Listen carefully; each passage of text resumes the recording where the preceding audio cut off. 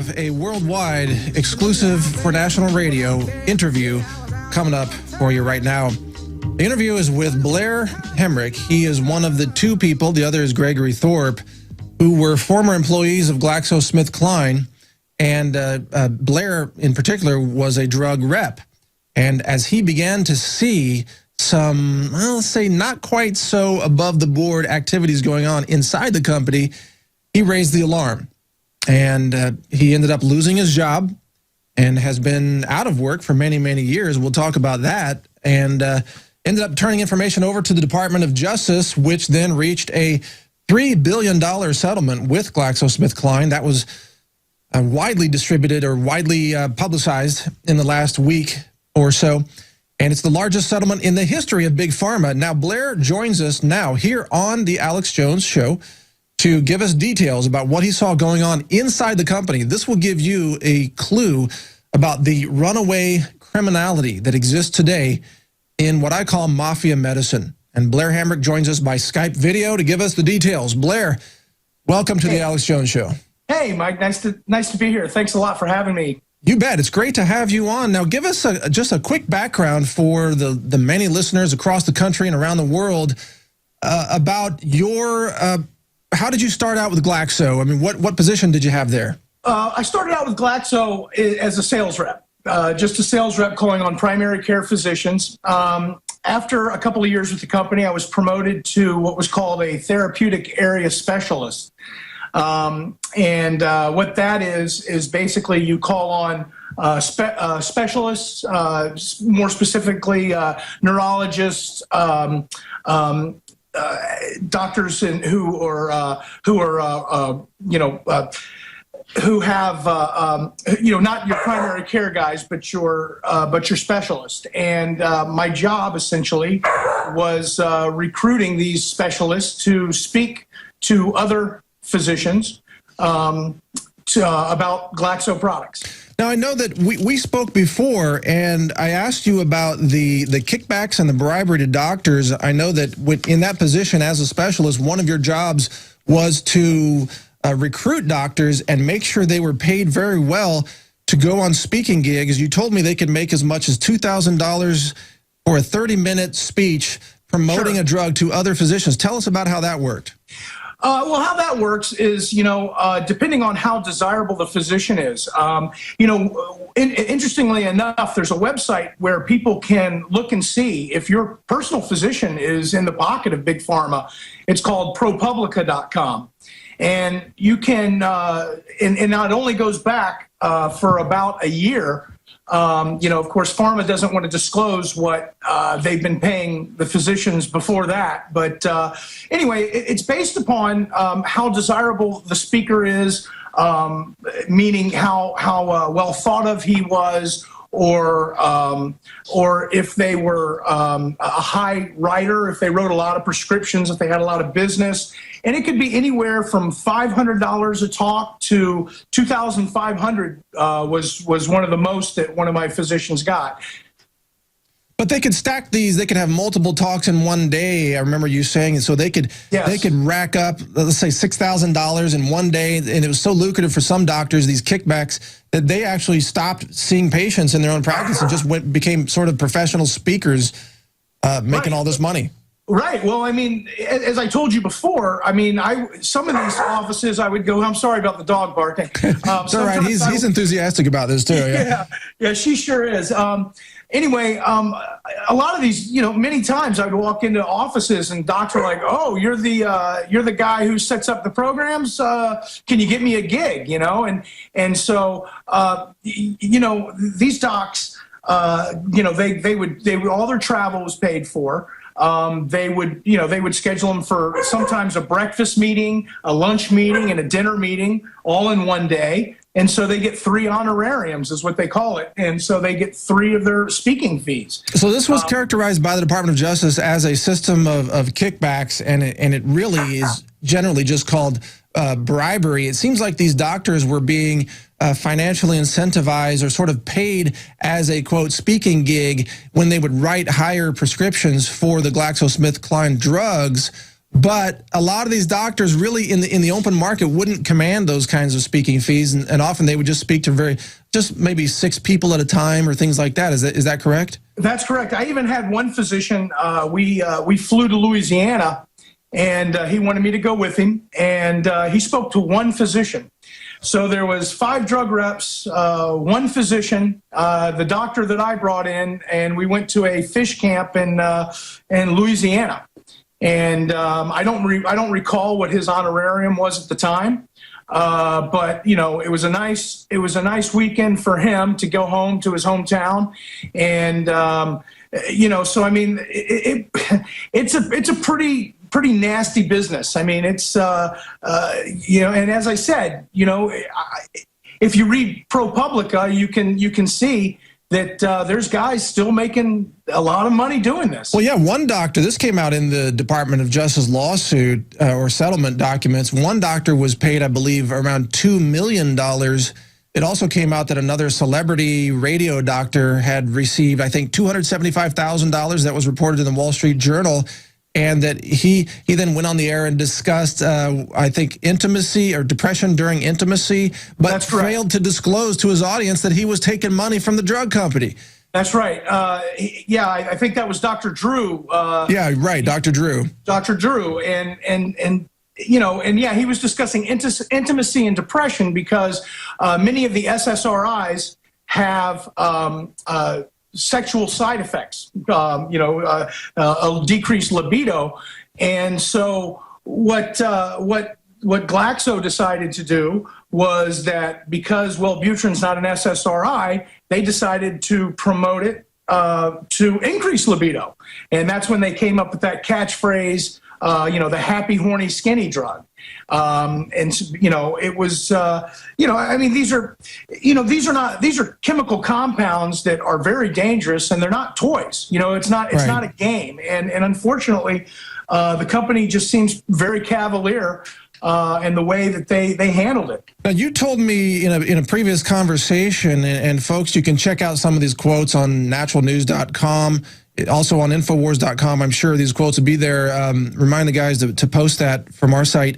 That most of the slideshows that these physicians used during their speeches, for which they were receiving pretty big dollars, some of them or most of them actually came from the company marketing departments. And that's correct. So essentially, the company would hand them money, pay their airfare, set up the hotel, and then give them a PowerPoint presentation to go out and speak. That's correct. Give them a PowerPoint presentation, and then it was one of the jobs of the representative. Because there would always be a representative or manager at these conferences or these continuing medical education. A little tongue in cheek there. Right, but just along those lines, this kind of quote education is required by state medical licensing boards for doctors to keep their licenses. They have to go and submit themselves to this kind of propaganda, right? That's correct. It's incredible. Yeah, it's a big facade. It's absolutely a facade, and at some point in time, myself and Greg Thorpe just said, this is wrong, and what if a child has a seizure because of the drug that we're promoting is given to a child when it's not even indicated. It's for 18 and above. It's clearly stated in the package insert it's not for children. Who's at fault there? And where does the buck stop? Right. I have that question for you. What caused you to stand up and speak out when most people would be happy to have a cushy job? I mean, you've been out of work. I think you were blackballed by the pharmaceutical industry. I know you're not claiming that, but that's just what it looks like to me. You've been out of work for now, 10 years during this battle? I've had some odd jobs, since then, but, on all intents and purposes, I have never financially recovered. When I left the company, I was making about $140,000 a year. And so, because of pending litigation, I can't discuss. Yeah, I understand. I can't discuss the circumstances that led to my dismissal. Sure. And by the way, the law firm, I want to give a shout out to Kenny and McCafferty out of Philadelphia.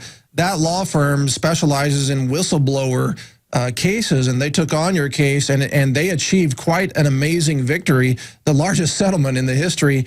And that law firm specializes in fraud cases, medical fraud, sometimes tax fraud. I see your dog very much approves of that as well. Yeah, I wish I could, I know we're under time constraints, or I'd go and try to get her to stifle. I apologize. Izzy.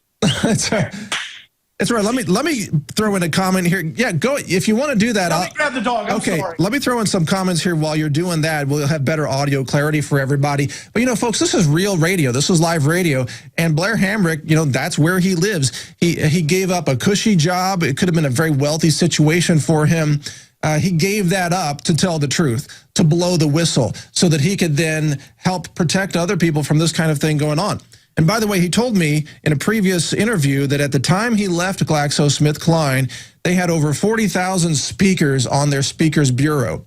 So just as we were talking about this, $2,000 for 30 minutes that the doctors were getting paid as, quote, kickbacks, it turns out there were more than 40,000. The court documents revealed there were 49,000 speakers on Glaxo's Speakers Bureau, which, again, even the Department of Justice characterizes as a kind of an elaborate network of kickbacks that Glaxo has pleaded guilty to conducting. This is not a debate. It's not like Glaxo is denying this. They have pleaded guilty to this, and they said we're gonna make some changes. We're gonna do better. But they pleaded guilty to criminal fraud. Right. Go ahead, Blair. One of the things that's interesting, and why I'm not with the company anymore, and I've been away for a while, so I can't attest to what's going on currently. But you're talking about compounds. Right now in the newspaper, they made a big to do about stopping paying their reps on market share and going to educating physicians, and that's how they're going to start paying their reps. But how much can you educate a physician on a compound that's 30 years old or 25 years old? You've got a drug like, for instance, Advir, that is a new compound, but it's basically two very old compounds together. That's right. So how much more education is a person with a business degree going to give a physician that did 10 years of school on a compound that's 25 years old? Well, that's a really good point. And, the drug companies are desperate to try to come up with new combinations that they then spin as being breakthrough drugs when, like you described, they're really the same old chemicals just sort of repackaged. But let's talk about off-label marketing and marketing to children, because this is something else that Glaxo pleaded guilty to. That's correct. They admitted that they were illegally or in violation of FDA regulations, I should say, marketing these drugs to children that were never approved for children, never even tested for children, no safety record for children. Give us the lowdown on that, Blair, as the insider who saw it firsthand. Well, sure. You're talking about drugs where just a % market share can mean a huge sum of money. So, the company was very concerned about patent expirations on these compounds, and they were trying to squeeze every penny they could. So, they would say with like Wellbutrin or Paxil, they were trying to squeeze every penny they could. So they were trying to find new avenues to generate more money. And, one of the things that you got to ask yourself is, like, when you are selling off-label to a child, the package insert has dosing and administration. Well, what do you tell a doctor, who's going to use it on a 12-year-old? How do you tell them to dose it? Well, there's some inherent dangers with that. But just to be clear, Blair, so when you were in meetings with your managers being trained on how to approach doctors and what to say, I just want to be clear, were they telling you specifically, you push this drug for children, wink, wink, or how did that go down? What actually took place? Well, sure. There was absolutely. In fact, you can look in some of the court documents. There's some documents about to the effect that that show that they were wanting to promote Wellbutrin for children in a disease state. I don't want to say too much, but the allegations in the document are for ADHD in children. So, it was a nod, wink, wink. We all, there was a written set of rules, and then there were the real rules, and the real rules were basically if you didn't sell off label, you weren't going to get the market shares, and if you didn't get the market shares, you wouldn't be employed very long. So there was this really aggressive push, and obviously your salary was tied into probably bonuses for how many prescriptions were written by doctors off label and on label both. Is that how it worked? That's correct. And they couldn't, with the way that they were tracking the prescriptions, they couldn't distinguish what was on label or what was off label.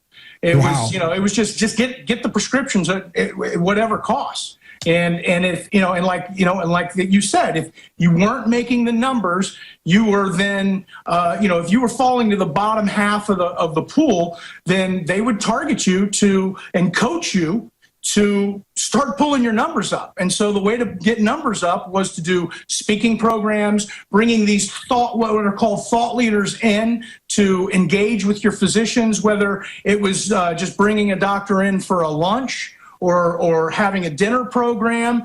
And, many times, so often they would talk off label, whether it was for, Wellbutrin for weight loss or for, ADHD, for sexual dysfunction or just children and the whole gamut. It was just, you would have thought that the drug should have been in the water. Well, they're trying to do that too. That's don't say that to too many people. They're going to try that. Right. They want to put cholesterol drugs in the water supply. That's how crazy they are. But you mentioned Wellbutrin in particular. That the catchphrase that you would repeat to doctors if you only had a minute to talk to them was the quote happy, horny, skinny drug. And yet there was no data. There was no clinical trial data whatsoever on the treating sexual dysfunction or weight loss at all, right? So that was just a fairy tale. There may have been some shady trials or some data.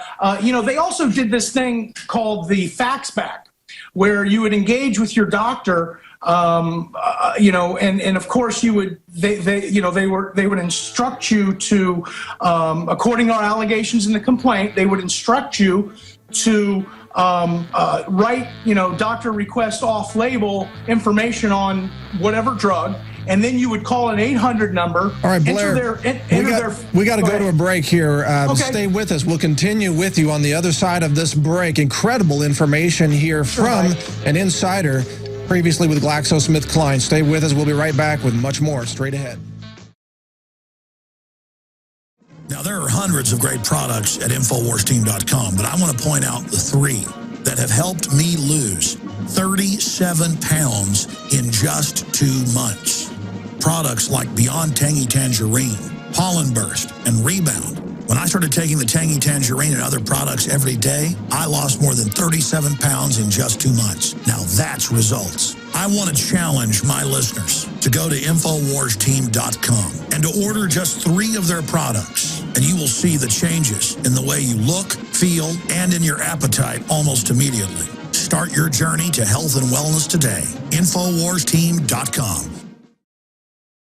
Mike Adams, the Health Ranger, filling in, and we are talking with former Glaxo employee and now whistleblower Blair Hamrick, who is one of the top 2 key people responsible for taking evidence to the Department of Justice that resulted in the $3 billion settlement, the largest in the history of medicine. Wow, incredible. Hey, Blair, let me ask you this. The typical uninformed consumer out there, let's say just a mainstream news watching someone who's not really informed, doesn't, for example, listen to the Alex Jones show, so that they're not really awakened that much. That kind of person thinks, this is what they believe, and I want you to tell us why this belief is wrong if you think so, but they believe that all the drugs are meticulously tested by upstanding scientists, that it's the gold standard of evidence-based medicine, and that the FDA scrutinizes all of this information and makes sure that drugs are only approved and released to the public after just these huge in-depth studies proving their safety and efficacy, and that the drug companies, they're really out to just help humanity. And in fact, they only kind of make money accidentally. It's not their main intent. They're really just trying to help people. It should be just like a big nonprofit organization is what the way they portray themselves. So what's wrong with that view of medicine today? to when they start testing it for approval. According to the FDA, a new drug only needs to show that it's better than placebo, that it works better than placebo. So there's many compounds out there that have been available for years and years and years, that are available generically, that are pennies on the dollar. And these drug companies would never put these products up against those products sometimes head to head. They only put it through against placebo, because if it's better than placebo, then they get the approval. And then, whereas if they put it head to head against something that is already approved and is cheap and is efficacious and safe, then and they show inferiority to that product, well, then you're taking a drug that may be $8, $9 a pill, and something that may take 3 cents a pill. Yeah, just to rephrase what you're saying, a lot of the new drugs that are hyped up that are expensive, like you say, $8, $9, $10 a pill. Some are even more, a lot more than that, $50 a pill in some areas. Right. It may be an old, nickel a pill drug actually works better, but they never run the head-to-head test, because that would show that the new drug isn't worth the extra $10. Right. That's correct. And maybe safer. There's many compounds out there. For instance, they've got, Glaxo has a new product called Trexamit, which is a combination of an older product of Imitrex and naproxen. Naproxen, so I think it's either naproxen like a or common painkiller, yeah.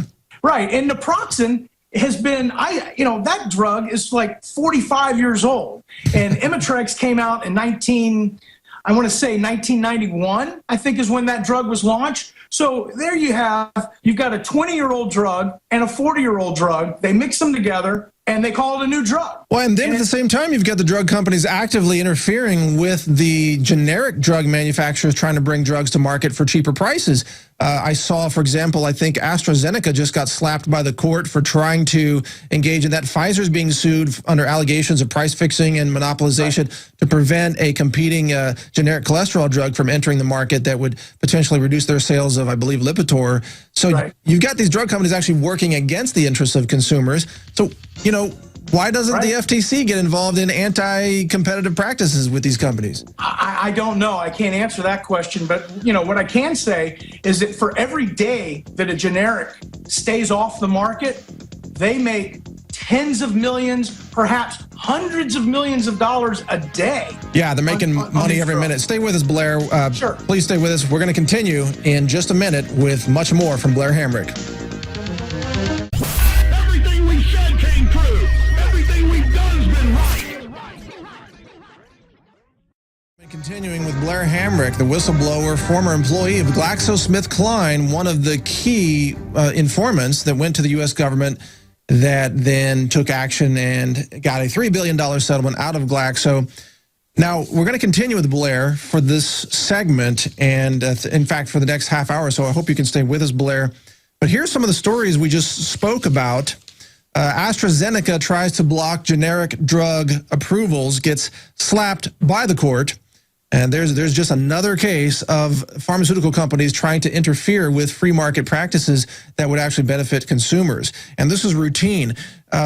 You probably weren't in that area of the company, Blair, but do you have any other knowledge about drug companies blocking generic drugs that would benefit consumers? Well, if they don't block, they can also do things like manufacture the compound for the generic companies. Many times after the drug is made, it gets the approval generically, and they were unsuccessful. Usually successful at making that time a lot longer. But then when the generic finally comes out, then they'll cut a deal with the generic house to manufacture either the raw compound for them to press it into a pill, or maybe even manufacture it themselves. Sometimes sometimes they'll have two lines running at the same time, the exact same pill on each line. One's going in a generic bottle, one's going in a brand name bottle. So I mean, there's a lot of malfeasance going on here. Well, I mean, there's nothing, let's say, technically illegal about having a generic line, but where I have issues is where are these drugs manufactured? Because I remember reading a lot of stories talking about manufacturing facilities, for example, in Puerto Rico and in India, where they would find machine parts in the pills, and they would find specks of paint from the machines. Well, you know, Cheryl Eckert was the whistleblower in another Glaxo case about a year ago, where she was reporting malfeasance going on in Puerto Rico, where the drugs were mislabeled. You know, I mean, all kinds of things, and even having the reports written to North Carolina in Spanish so that the people at the main office couldn't read the reports. So I mean. You know, I mean, and you know, unfortunately, Cheryl, you know, because I was in sales, I'm a pretty good communicator. Where Cheryl was on 60 Minutes, and she, you know, her specialty was something else, and so she wasn't a communicator, and so she was dismissed very quickly. Really? But her story is significant in itself, and you know, and so. You know what these companies are doing. It's a very filthy business, and you know, like I said to you in our last interview, I mean, what are they? They're a corporate defendant, and what's a corporate defendant? It's nothing but a table full of attorneys. You know, justifying behaviors, making it up. You know, I mean, when they can't justify a behavior, they just make a story up. Yeah, I want to talk to you about that in more detail.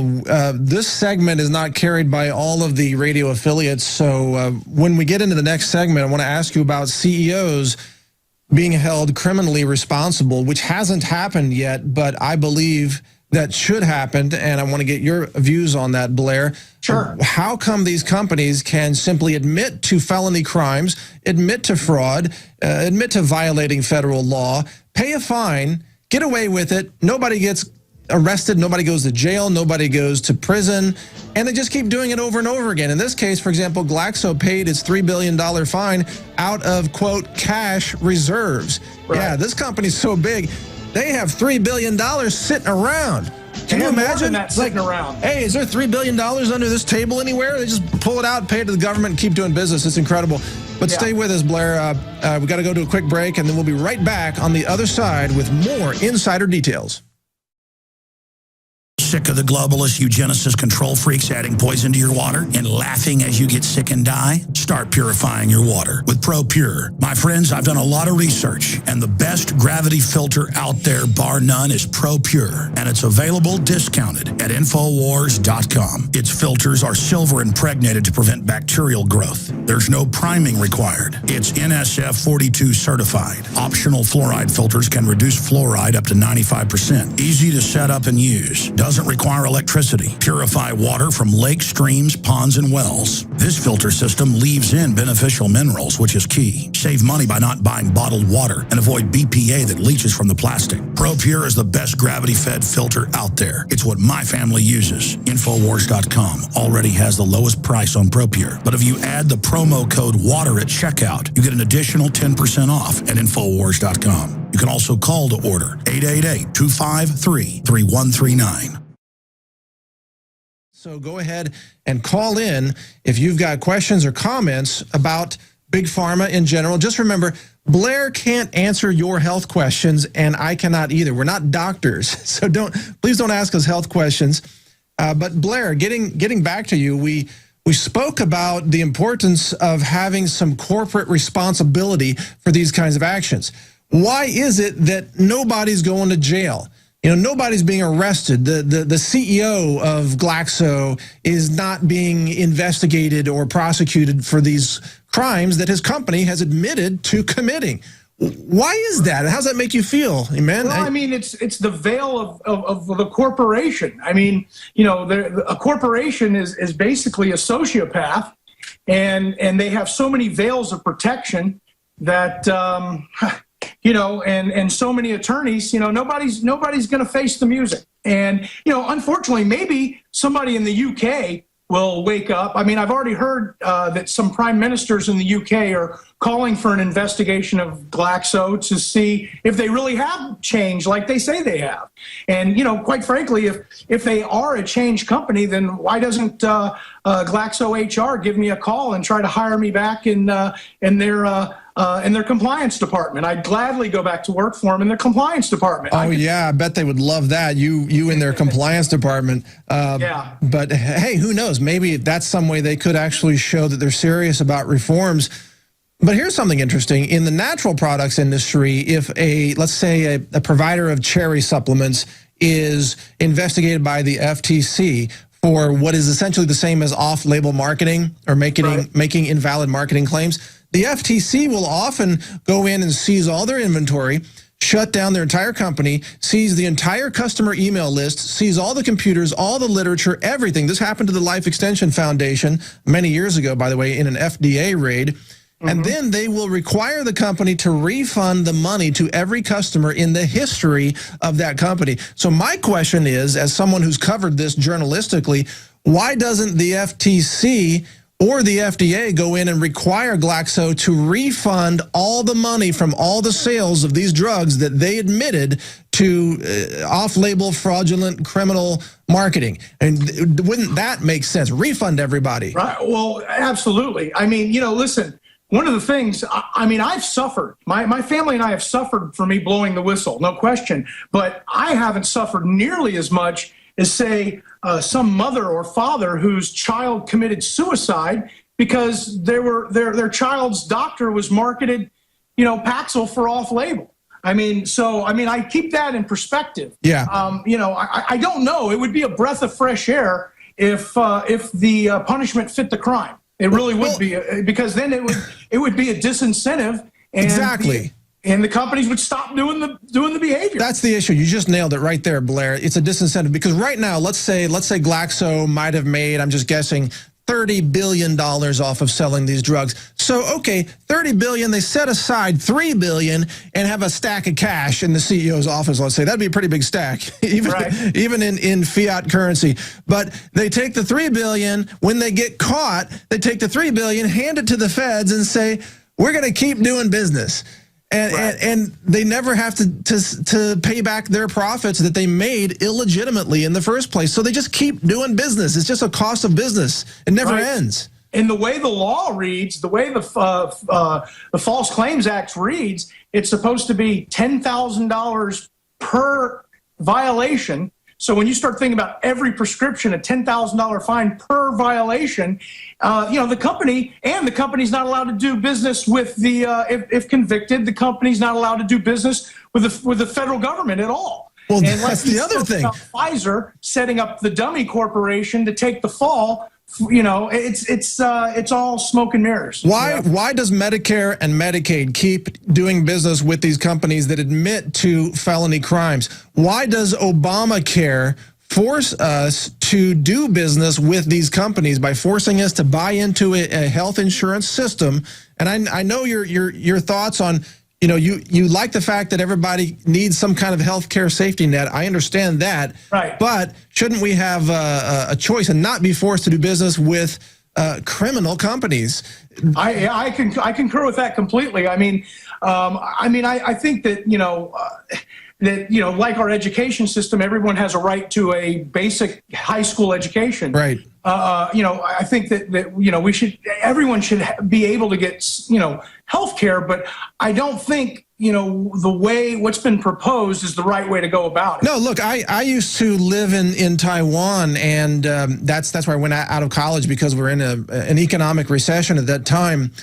And there they have a healthcare system that is kind of a government-run system, but it's dirt cheap. An employer at that time, literally, they were paying about $4 a month per employee for full coverage. $4 a month. Now, today that might be $20 a month, but imagine if U.S. employers only had to pay $20 a month for each employee. I don't think there would be much debate about that. Part of the problem with Obamacare is that it's so expensive it bankrupts the companies. It bankrupts families, and now it's going to be hit with a tax. I mean, I didn't mean to get you into the political issue, Blair, but the criminality of the drug companies becomes an issue when we're forced to do business with those companies. Right. I mean, you wouldn't do business with a known criminal if you could help it. I mean, you just absolutely not. And you know, one of the things that's interesting you brought up is the number one cause of bankruptcy in the United States is medical bills. That's right. Medical bills, and I don't remember what the percentage was, but it's like of those people who declare bankruptcy, many of them have insurance. So, I mean, just because you have insurance doesn't guarantee that they're not going to come after you and bankrupt you. Well said, Blair. Let's go to some calls. We've got callers on the line, and let's go to Cindy in Iowa. First, Cindy, you're on the air. Go ahead. What's your question? Hi, Mike. Thank you so much for having this guest. I work at a research facility that has all the companies that y'all have named.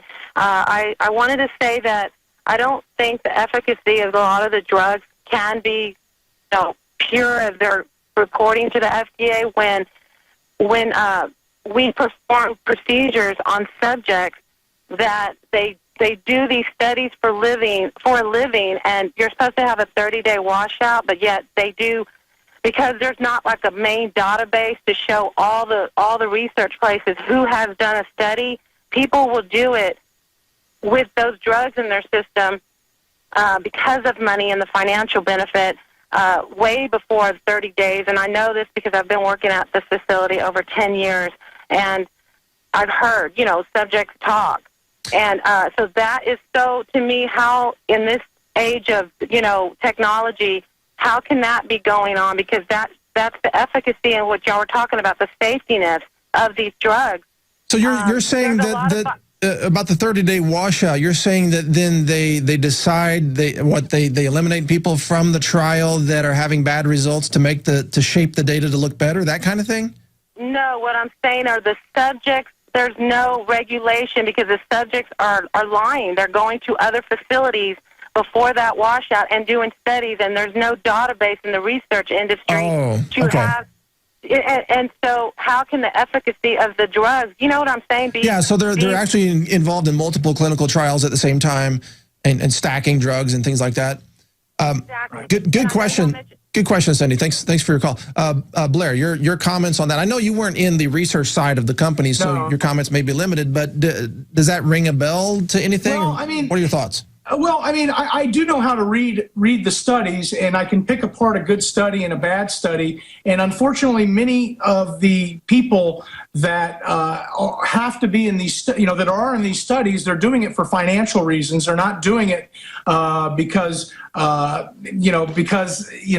they just coincidentally happen to be at a doctor's office and have this disease state. So, if you have people in multiple studies taking multiple products, then you're going to have, skewed results. Whether it's going to be, skewed positive or skewed negative, you're not going to have you're going to have inappropriate results. The results. I'm just thinking, what kind of person would? I mean, I guess the economy is being destroyed by Obama policies. Well, virtually every president has been destroying the economy lately, but people are desperate for work and income. So, I mean, are they literally just selling their bodies into multiple clinical trials to get drugged up and paid something? That sounds like suicide to me.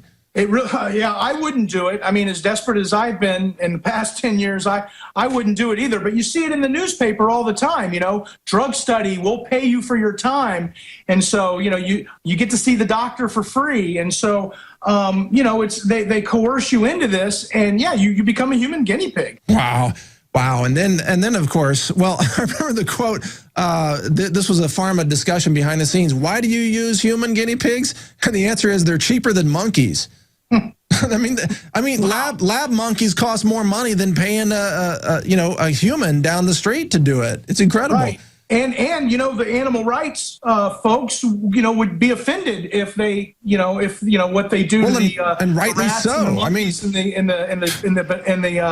the rabbits. But with what they do to humans, it's, hey, we got to get rid of all the human beings. And then there's experiments like in Nigeria on children. There's experiments in Guatemala on the prisoners that took place. The whole history, Jonas Salk and his experiments on antibiotics in prisoners and all kinds of things, mental asylums, incredible. A lot more straight ahead. Stay with us here on The Alex Jones Show. We'll be right back. Do you understand how dark it is? How far down the line we are? How late it is? Wow. A lot of great information you've already shared with us. We've also got callers on the line. Are you okay to take another call, Blair? Sure. All right, here we go. Roger from Minnesota calling in. Roger, you're on the air. Thanks for joining us. What's on your mind? Yes, first of all, I want to congratulate Blair for being a whistleblower because it takes a lot of guts and a lot of courage to do that. But what's on my mind, Blair might be able to respond to this too. I just had my first granddaughter about a year or so ago, and I've been able to convince my daughter and son-in-law of the evils of vaccination. I'm totally anti-vaccination, anti-big pharma. But my daughter has supposedly done some reading herself also, and she just thinks at a minimum my daughter should have, granddaughter should have 2 shots, the pertussis and the polio vaccine. Of course, I've read about Salk, I've read about the polio vaccine, and the reason my daughter thinks she ought to get the polio vaccine, they plan to travel, go to Europe, and of course India has a high incidence of polio, and I know it's caused by the vaccinations they're receiving over there. So my daughter is very intelligent, my son-in-law is very intelligent, and they respect me, they respect my knowledge, but I just can't get them to convince them, hey, don't give my granddaughter any vaccination. None of them are any good. Well, you know, the polio vaccine, I mean, we've run those right here on Infowars. I'll ask you, Blair, for your comments in a second. I know you weren't involved in the vaccine division there, but, you know, the polio vaccine has had stealth viruses, SV40, in it throughout history, and there's a lot of paralysis happening today in India in particular from the vaccine itself. So people get the vaccine and then they end up with paralysis. So we know these vaccines are not clean. I mean, just come on, just look at. I mean, the caller's right. You can't trust these companies. Blair, your thoughts? Well, I tell you what, I was watching Alex's show a couple of weeks ago, and he had I forgot the lady's name who has that movie that's on Alex's website, The Common Good. Oh yes, right. Yeah, I don't recall her name at the moment either. Manukian, right? Leslie. Right. And you know, I haven't seen the film, but I did see her interview, and I found her interview captivating. I like the fact that, you know, she's not so skewed one way or the other. She's trying to bring both sides of the issue, and let you decide for yourself. So I would recommend for Roger to you know, buy that video. I think that's great. I haven't seen it, so I can't endorse it. That's a great idea. In fact, I think that's available at InfoWarsStore.com, isn't it? The video. Yeah. I think so. Yeah, I think so. And you know, and I'm not sitting here trying to pimp one of your products. I mean, I'm just, no, you know, I mean, but at the same time, it's you know, I mean, information is power. And, well, yeah, and I think it's important to hear both sides of the story. First, there's the deceptive, evil, lying pharma side, and then there's the truth side to the story. So, yeah, hear both sides. I mean, hey, if you want to believe, folks out there, if you want to, you know, be injected with the DNA and RNA fragments from diseased animals, you know, go ahead, get vaccinated. Bill Gates wants you to be a lower population.